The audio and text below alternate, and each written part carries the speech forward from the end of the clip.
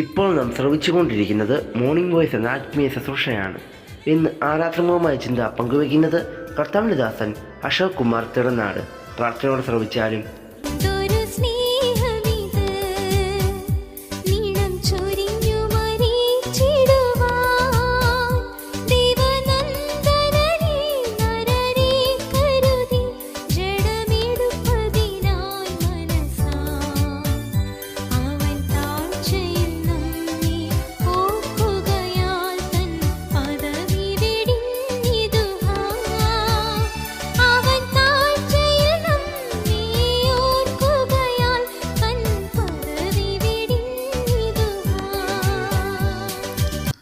ദൈവനാമത്തിന് മഹത്വം. Morning voice ശ്രദ്ധിക്കുന്ന എല്ലാ പ്രിയപ്പെട്ടവർക്കും കർത്താവായ യേശു ക്രിസ്തുവിൻ്റെ അതുല്യ നാമത്തിൽ സ്നേഹാഭിവാദനങ്ങൾ അറിയിക്കുന്നു.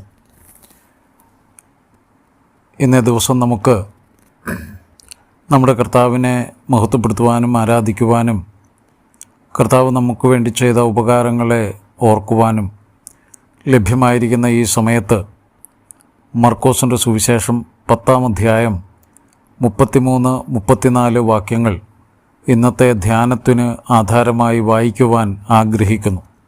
മർക്കോസ് 10:33-34. 34-ാം വാക്യത്തിലെ ഒടുവിലത്തെ ഭാഗം ഒന്ന് വായിച്ചിട്ട് 33-34 വായിക്കുവാൻ ആഗ്രഹിക്കുന്നു. തനിക്ക് സംഭവിപ്പാനുള്ളത് പറഞ്ഞ് തുടങ്ങി. നമ്മുടെ കർത്താവും ശിഷ്യന്മാരും യെരുശലേമിനെ ലക്ഷ്യമാക്കി സഞ്ചരിച്ചു കൊണ്ടിരിക്കുന്ന സമയത്ത്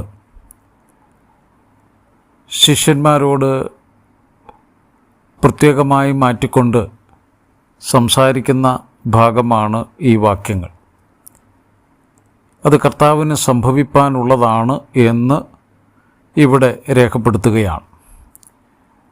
33-34 വാക്യങ്ങൾ. ഇതാ നാം യെരുശലേമിലേക്ക് പോകുന്നു. അവിടെ മനുഷ്യപുത്രൻ മഹാപുരോഹിതന്മാരുടെയും ശാസ്ത്രിമാരുടെയും കയ്യിൽ ഏൽപ്പിക്കപ്പെടും. അവർ അവനെ മരണത്തിന് വിധിച്ച് ജാതികൾക്ക് ഏൽപ്പിക്കും. അവർ അവനെ പരിഹസിക്കുകയും തുപ്പുകയും തല്ലുകയും കൊല്ലുകയും 3-ാം നാൾ കഴിഞ്ഞിട്ട് അവൻ ഉയർത്തെഴുന്നേൽക്കുകയും ചെയ്യും എന്നിങ്ങനെ തനിക്ക് സംഭവിപ്പാനുള്ളത് പറഞ്ഞ് തുടങ്ങി. കർത്താവിൻ്റെ നാമത്തിന് മഹത്വം. വ്യക്തതയോടുകൂടെ ക്രമത്തിൽ നമ്മുടെ കർത്താവ് സംഭവിപ്പാനുള്ള കാര്യങ്ങൾ സൂചിപ്പിക്കുകയാണ്. കർത്താവിൻ്റെ ജനനോദ്ദേശം സംഭവിക്കുവാൻ പോകുന്ന മണിക്കൂറുകളിലൂടെയാണ് കർത്താവ് കടന്നു പോകുന്നത്. മനുഷ്യരാശിയുടെ രക്ഷ പാപികൾക്ക് വേണ്ടി പ്രായശ്ചിത്തമാകുവാൻ വന്ന കർത്താവ് തൻ്റെ പ്രവൃത്തിയിലൂടെ അത് മനുഷ്യവർഗത്തിന് നൽകുവാൻ ആഗ്രഹിക്കുന്ന സമയം. ആ യാത്രയുടെ ഉദ്ദേശത്തിൻ്റെ കാര്യങ്ങളും ക്രമമായി സംഭവിപ്പാനുള്ള കാര്യങ്ങളും കർത്താവ് പറയുകയാണ്. ഈ വാക്കുകൾക്ക് ഒരു വ്യത്യാസവുമില്ലാതെയാണ് തുടർന്നുള്ള സംഭവങ്ങൾ നടക്കുന്നത്. നമ്മുടെ കർത്താവിനെ ഗത്സമനയിൽ വെച്ച് പിടിക്കുകയും തുടർന്ന് കൊണ്ടുപോകുന്ന ഓരോ സന്ദർഭങ്ങൾ സുവിശേഷങ്ങളിലൂടെ നാം വായിച്ചാൽ ഈ വാക്കുകൾക്ക് ഒരു വ്യത്യാസവുമില്ല എന്ന് കാണാൻ കഴിയും. ആദ്യം കർത്താവിനെ പിടിച്ച് മഹാപുരോഹിതന്മാരുടെ അടുക്കൽ മാറി മാറി കൊണ്ടുചെല്ലുന്നു. അതിനുശേഷം മഹാപുരോഹിതന്മാർ ഉൾപ്പെടുന്ന ശാസ്ത്രിമാർ ഉൾപ്പെടുന്ന സന്നദ്രീം സംഘത്തിൻ്റെ അടുക്കൽ നമ്മുടെ കർത്താവിനെ കൊണ്ടുപോകുന്നു. അവരുടെ കയ്യിൽ ഏൽപ്പിക്കപ്പെട്ട കർത്താവിനെ അവർ മരണത്തിന് വിധിച്ചിട്ട് ആ ശിക്ഷ നടപ്പിലാക്കുവാൻ തങ്ങൾക്ക് അധികാരമില്ല എന്ന് പറഞ്ഞ് ഗവർണർ പീലാത്തോസിൻ്റെ അടുക്കൽ അഥവാ ജാതികളുടെ അടുക്കൽ അവർ ഏൽപ്പിക്കുന്നു. അങ്ങനെ ഏൽപ്പിക്കപ്പെട്ടു കഴിഞ്ഞ് വിസ്താരത്തിന് ശേഷം അവർ ചെയ്യുന്ന കാര്യങ്ങളെക്കുറിച്ച് തിരുവെഴുത്ത് സുവിശേഷം പറയുന്നതനുസരിച്ച് കർത്താവിനെ അവർ പരിഹസിക്കുകയാണ്. ആ പരിഹാസം തീർന്ന ശേഷം തുപ്പുകയും തല്ലുകയും കഠിനമായ ദേഹ ഉപദ്രവം കർത്താവിനെ ഏൽപ്പിക്കുകയും ചെയ്തു. അത് നമ്മുടെ വർണ്ണനകൾക്ക് അതീതമാണ്. ഒരു മനുഷ്യനെ നിസ്സാരമാക്കി ഏറ്റവും അവജ്ഞയോടുകൂടെ തള്ളിക്കളയുന്നതിൻ്റെ ഒരു ലക്ഷണമാണ് ആ മുഖത്ത് തുപ്പുക എന്നുള്ളത്. സർവപ്രപഞ്ചത്തിൻ്റെയും സൃഷ്ടാവ് ദൈവത്തോടുള്ള സമത്വം മുറുകെ പിടിക്കണമെന്ന് വിചാരിക്കാത്ത ദാസരൂപമെടുത്ത് ക്രൂശിലെ മരണത്തോളം അനുസരണമുള്ളവനായിത്തീരുന്ന സമയത്ത് കർത്താവ് കടന്നു പോകേണ്ടി വന്ന അനുഭവങ്ങളെയാണ് ഇവിടെ വിവരിച്ചിരിക്കുന്നത്.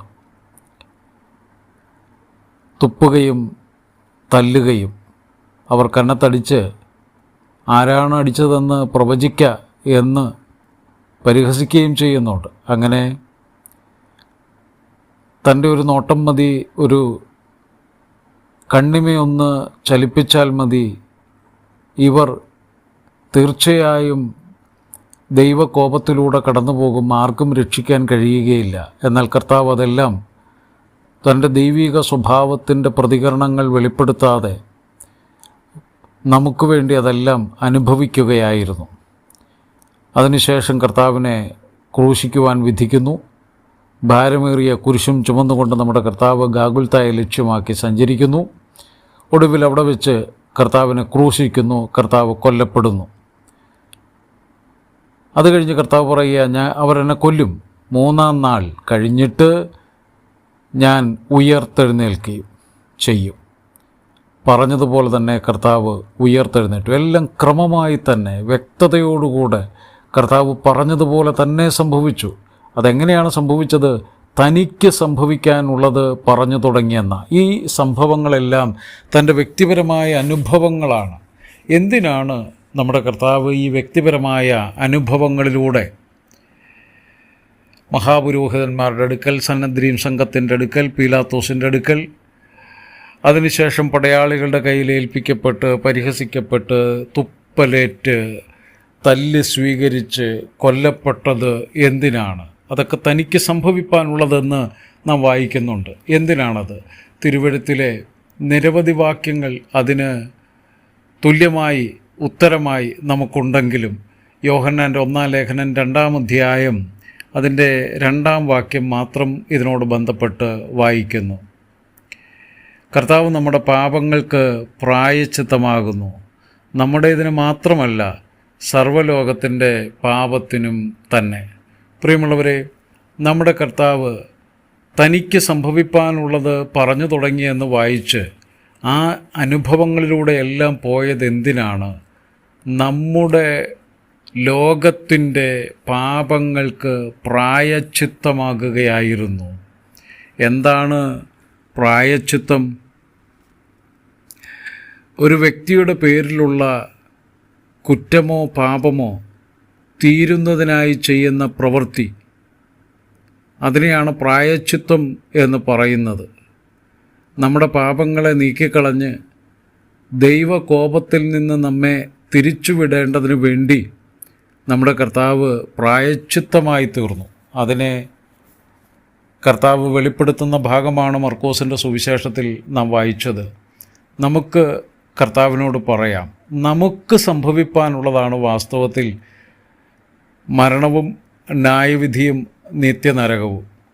എന്നാൽ കർത്താവ് തനിക്ക് സംഭവിപ്പാനുള്ളത് പറഞ്ഞു തുടങ്ങി. നമുക്ക് പകരമായി കർത്താവ് കടന്നുപോയ അനുഭവങ്ങളാണിത്. പ്രായശ്ചിത്തമായി നമുക്ക് പകരം കർത്താവ് കടന്നുപോയത്. കർത്താവിന് അതൊക്കെയും സംഭവിച്ചു. എന്തുകൊണ്ട്? നമ്മെ വെറുതെ വിടാൻ, നമ്മെ സ്വതന്ത്രരാക്കാൻ, നമുക്കിനി ശിക്ഷ ഇല്ലാതിരിക്കാൻ, നമ്മുടെ ജീവിതത്തിൽ ന്യായവിധിയോ ശിക്ഷാവിധിയോ ഒരിക്കലുമില്ലാതെ ഇപ്പോൾ ക്രിസ്തുവേശുവിലുള്ളവർക്ക് ഒരു ശിക്ഷാവിധിയുമില്ല എന്ന് രേഖപ്പെടുത്തിയിരിക്കുന്നത് പോലെ നമ്മെ പൂർണ്ണ സ്വതന്ത്രരാക്കുവാൻ നമ്മുടെ കർത്താവ് കടന്നുപോയ വിധങ്ങളാണ് നാം വായിച്ചത്. തനിക്ക് സംഭവിപ്പാനുള്ളത് നമുക്ക് കർത്താവിനോട് പറയാം, കർത്താവേ, അത് അങ്ങേക്ക് സംഭവിച്ചത് എനിക്ക് പകരമായിട്ടാണ്. എനിക്ക് പകരം പ്രായശ്ചിത്തമായി അങ്ങ് തീർന്നത് കൊണ്ട് അങ്ങേക്കിതൊക്കെ സംഭവിച്ചു. അതിൻ്റെ അനുഭവസ്ഥൻ, ഗുണഭോക്താവ്, അത് നിമിത്തമുള്ള അനുഗ്രഹങ്ങൾ അതെനിക്കാണ് എന്ന് നമുക്ക് കർത്താവിനോട് പറയാം. കർത്താവ് കടന്നു പോയതുകൊണ്ട് നാം ഇനി ശിക്ഷയിലൂടെ കടന്നു പോകേണ്ട. നമുക്ക് സ്വാതന്ത്ര്യം, സമാധാനം, പാപമോചനം, പ്രായശ്ചിത്തം ഇതെല്ലാമായി തീർന്ന കർത്താവിനെ നമുക്ക് സ്തുതിക്കാം. മനഃപൂർവ്വമായി കർത്താവ് ഈ വിധമായ സാഹചര്യങ്ങളിലൂടെ കടന്നുപോയി നമ്മെ രക്ഷിച്ചതുകൊണ്ട് ഈ രാവിലെ കർത്താവിൻ്റെ മുമ്പാകെ നന്ദി അർപ്പിക്കാം. കർത്താവെ, നീ എനിക്കു പകരമായി ഈ അനുഭവത്തിലൂടെ പോയി എന്നെ രക്ഷിച്ചതുകൊണ്ട് കർത്താവെ സ്തോത്രം എന്ന് നമുക്ക് പറയാം. കർത്താവിൻ്റെ നാമത്തിന് മഹത്വം.